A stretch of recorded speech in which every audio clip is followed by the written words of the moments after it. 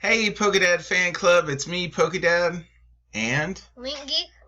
all right. And today we're going to talk about our South Carolina State's tournament report. We're not going to go through every matchup. I'll probably talk a little bit more about mine. But Link Geek, what did you play? I played Night March Vespiquen. All right, and what was special about it? Did you play any stadiums in there? Only one. And what was it? Parallel City. In fact, we kind of used Steve Guthrie's variant that only uses Parallel City. No Dimension Valleys in there, so you don't use Pumpkaboo to attack. We did change it up a little bit because there was a few texts that we felt we needed to put in there. I think Zero Sick was one of them that I can remember right offhand. We added that in there, and I think we took a Sycamore or something out. But another thing that was special about it is it played two Pokemon catchers. Oh yeah. And did you use that at all? I tried to at least. I didn't. You didn't get any flip aheads on any of them ever? I'm not too sure. I don't really remember. Okay.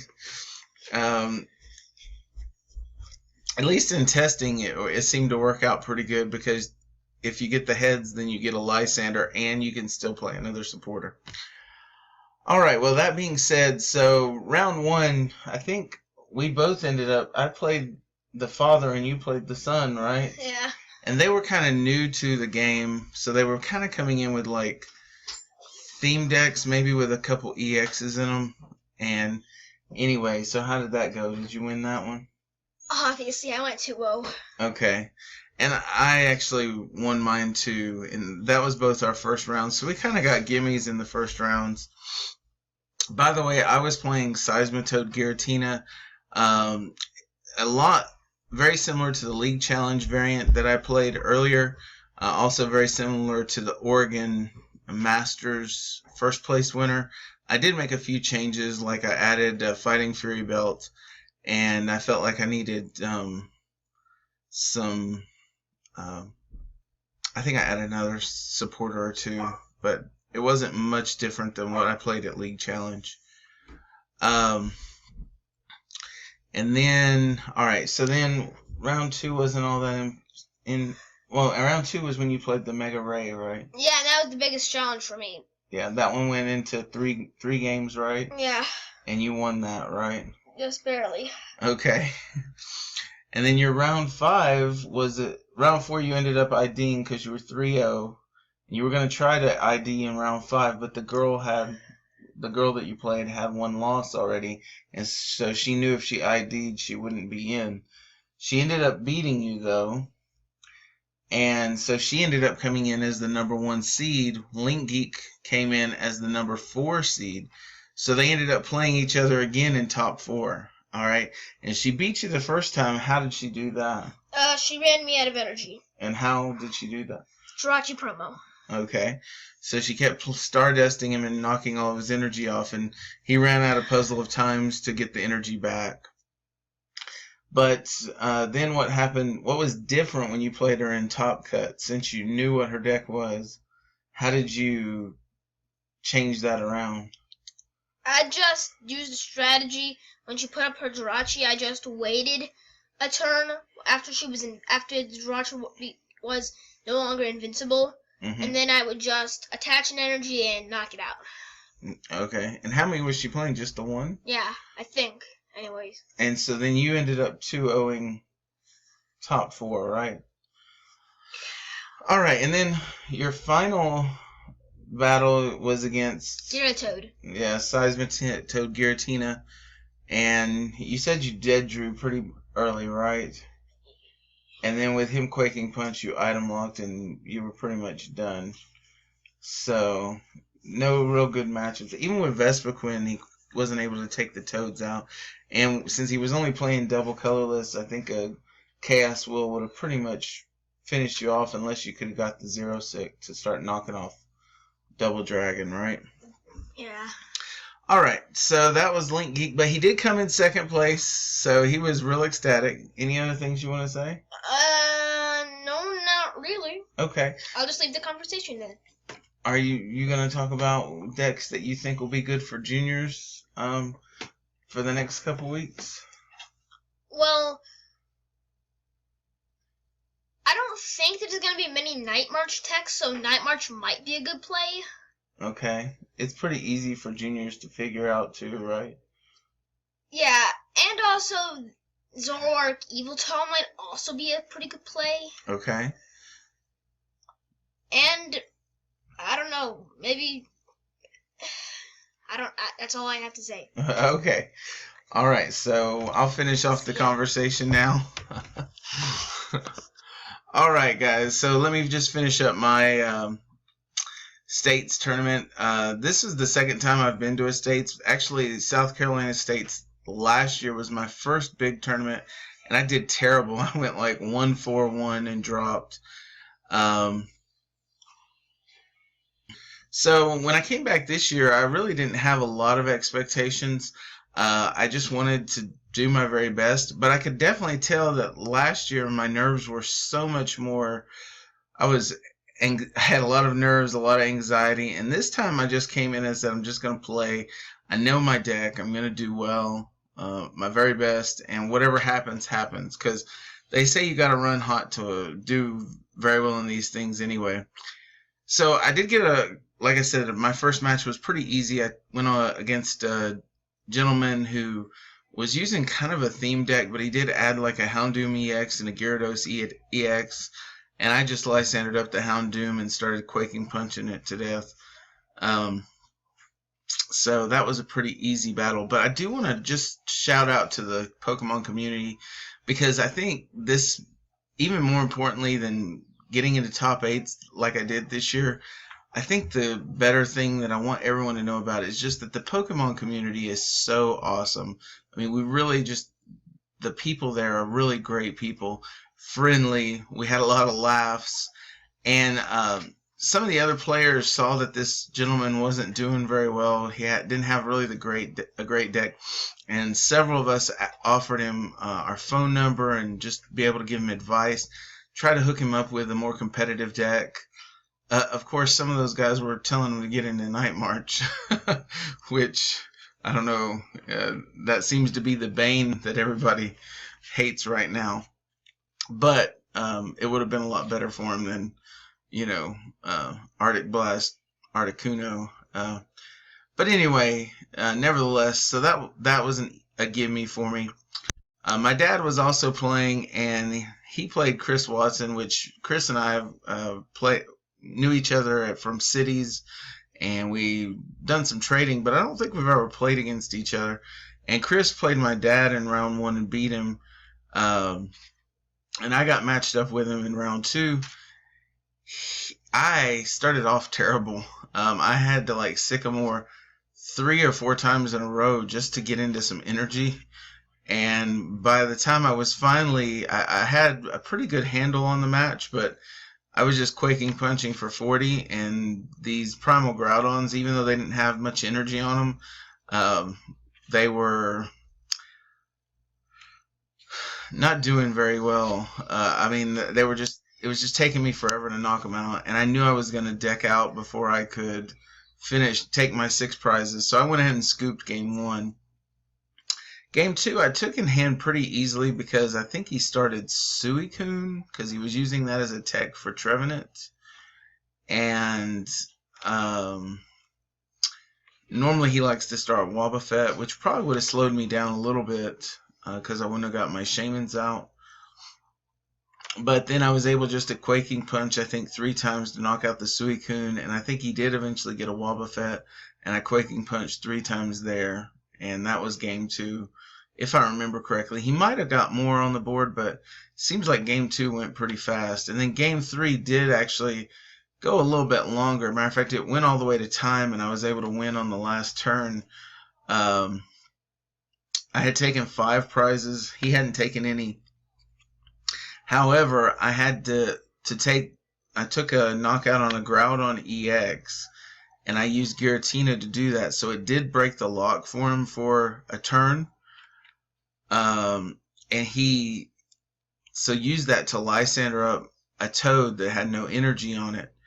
and he hit it for 120 because he couldn't put a stadium down because I had just Chaos Wheeled. So Gaia Volcano only did 120 damage. However, I had this one turn left, and I had to get the Toad out of the active, and I also had to take a knockout on a Primal Groudon that I don't think had any damage on it.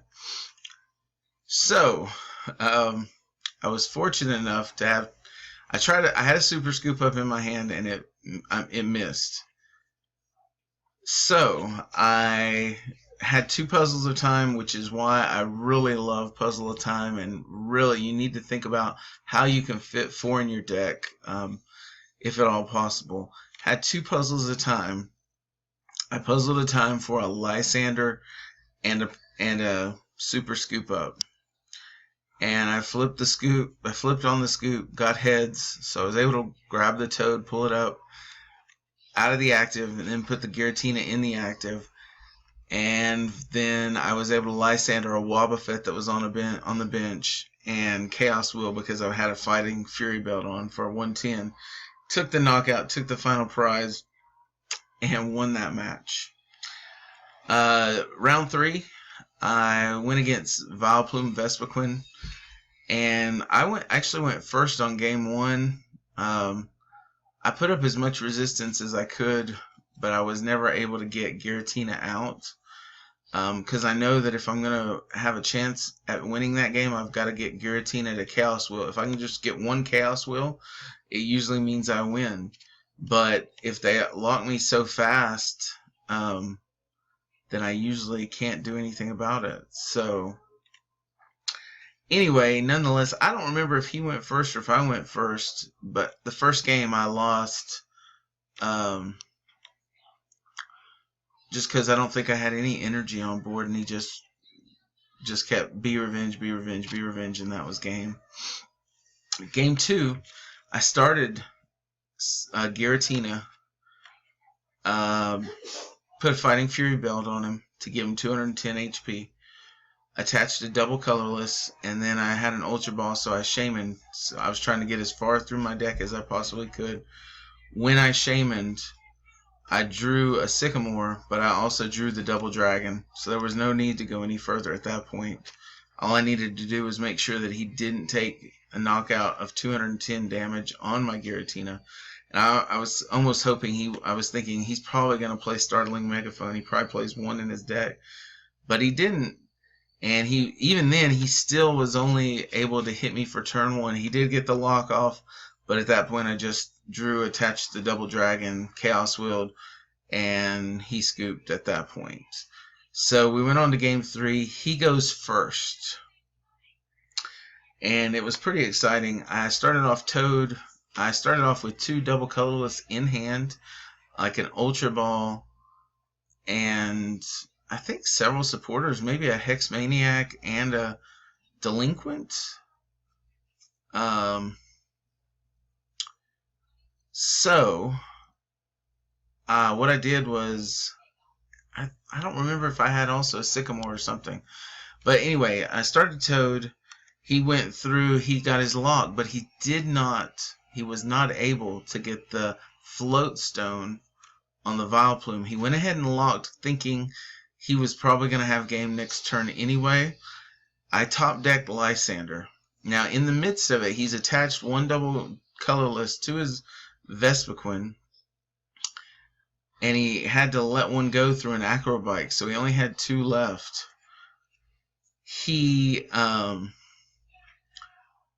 Anyway, I top decked Lysander, Lysandered up the Vileplume, and he only had like 2 or 3 cards in hand, and I was thinking there's no way he's going to have 2 double colorless in hand. So I felt like I had a couple turns, but in the meantime, I went ahead and attached. Before that, I attached to Toad, Quaking Punched after I Lysandered. And then the following turn, I attached double colorless to a Hex Maniac. I Ultra Balled and grabbed Giratina, and then I put a double colorless on Giratina. Um,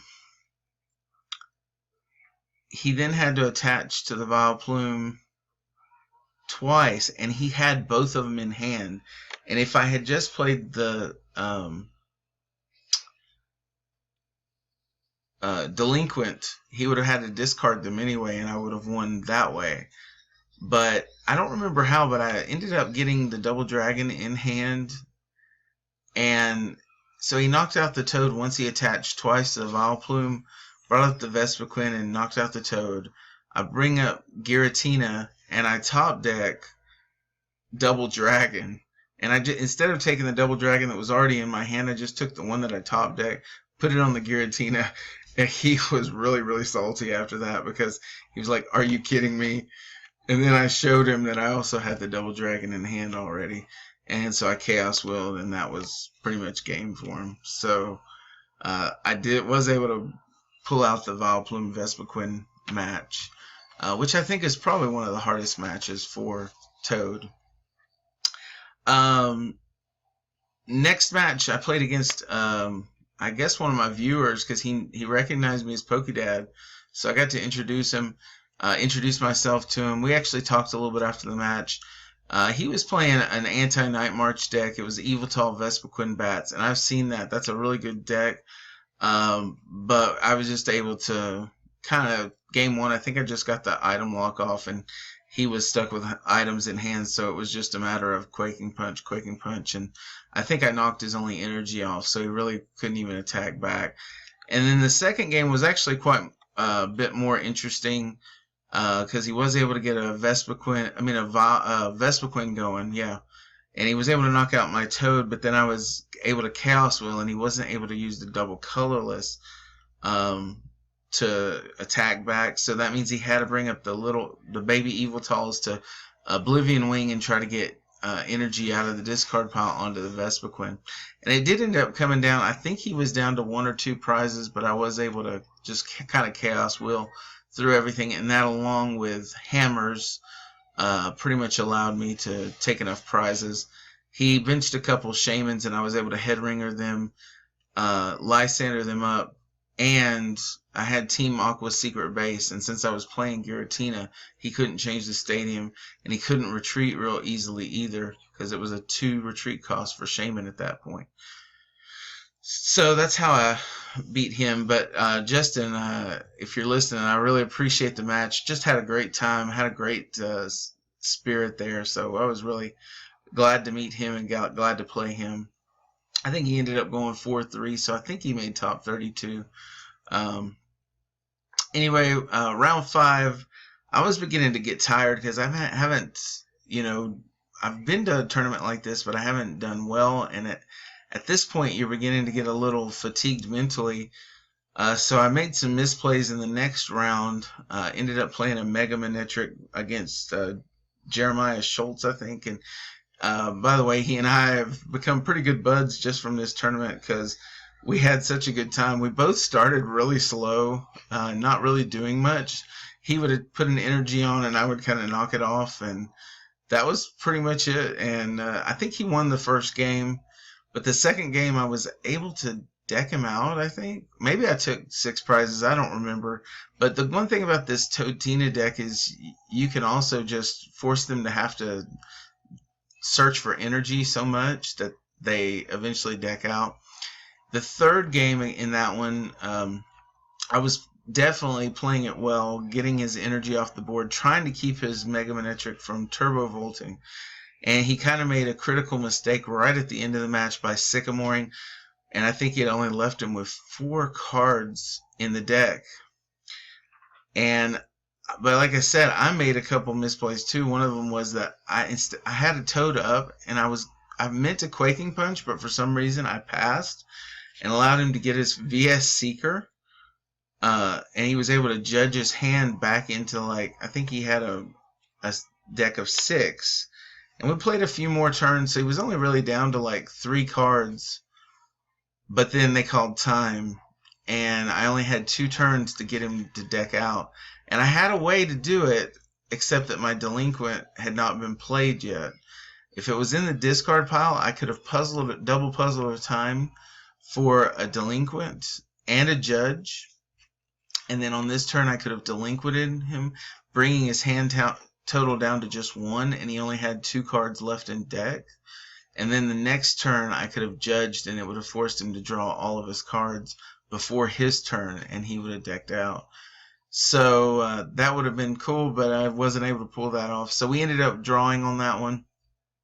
And so at that point, I'm 4-0-1. I know that really all I need is one more win, and I'm in, because then I can just ID the last round. And I'd say that my 6th round match was probably the most gratifying, because it was against Trevenant Break. And I have found that most of the time going against Trevenant, Giratina Seismitoad doesn't seem to do as well. But fortunately, the first game I was able to get the item lock, the Quaking Punch off quickly. And I think he just got stuck with it in a dead draw, and so he couldn't get into his Trevenant at all. And so basically I Quaking Punched, I want to say 4 or 5 times. I think I knocked out a Phantump and maybe a Wobbuffet or something like that.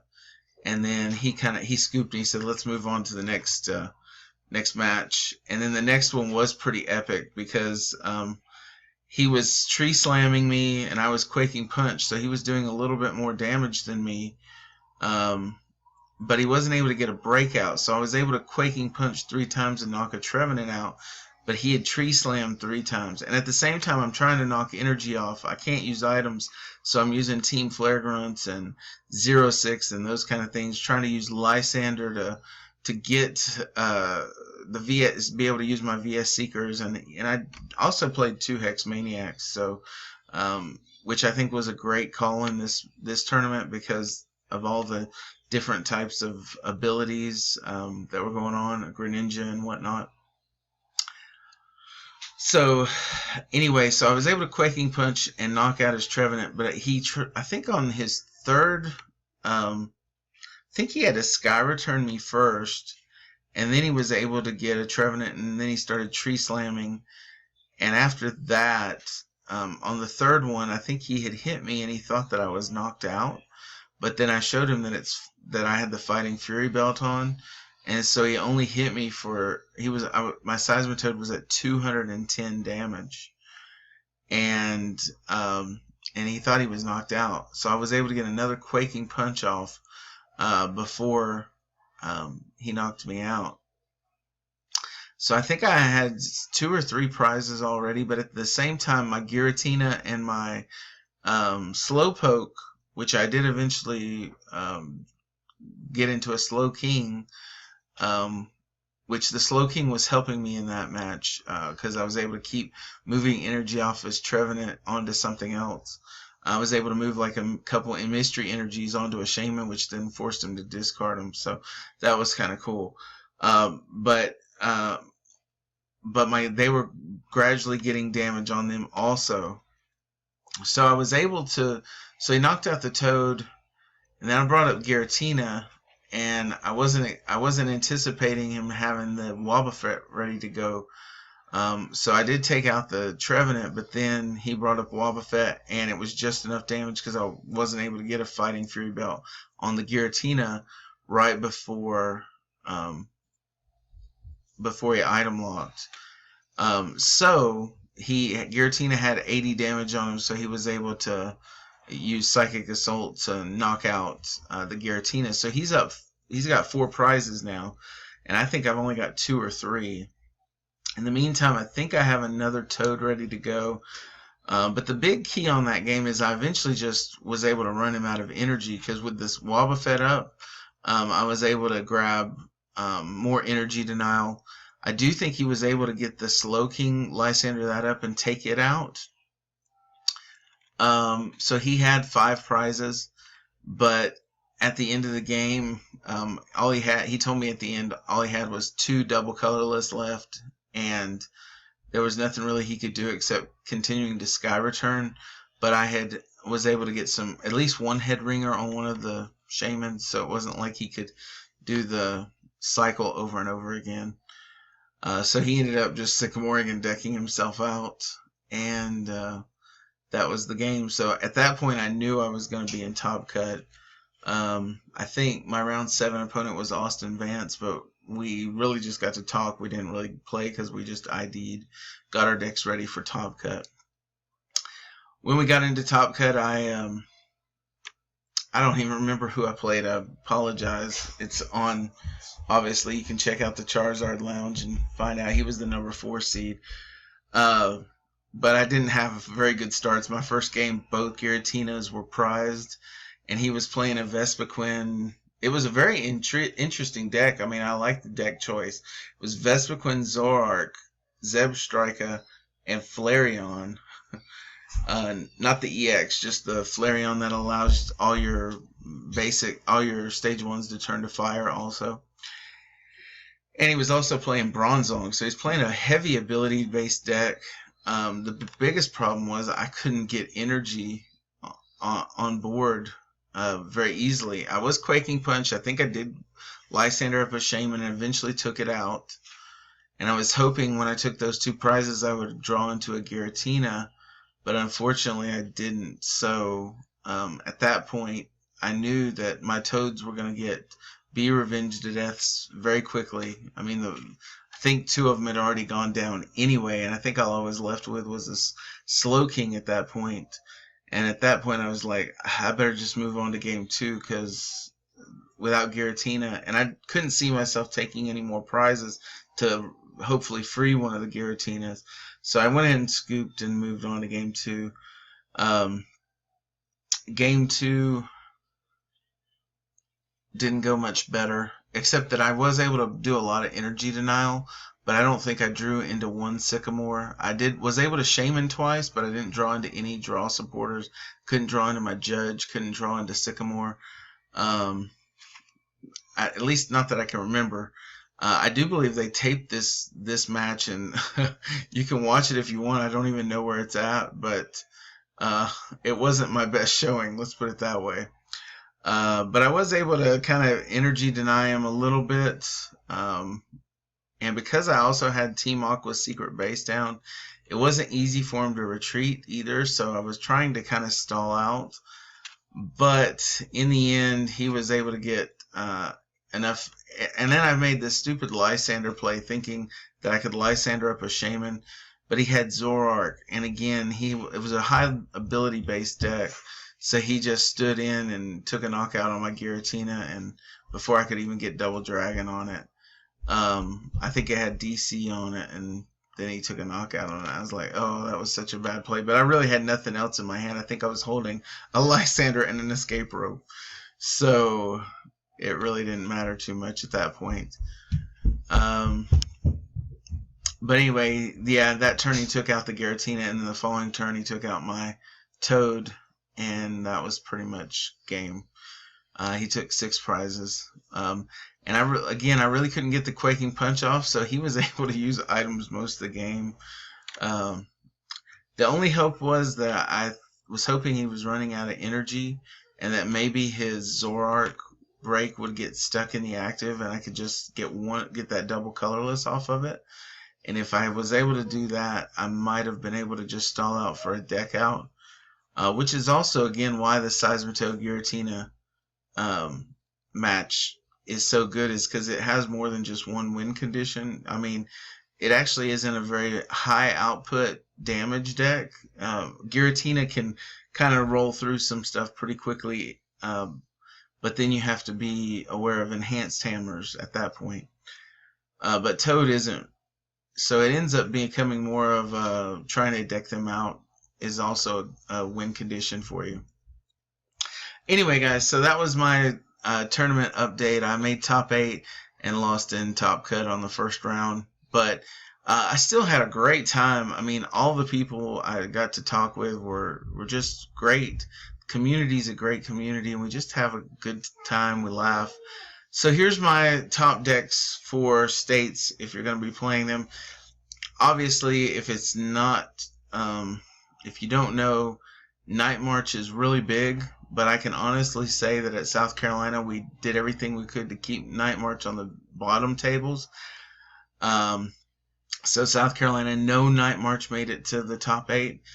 But all the other states had at least one Night March, and I think several of them had 4 or 5. So Night March is still a strong play. It's a pretty easy deck also. But the thing is you got to know how to play the mirror match if you're going to play Night March. So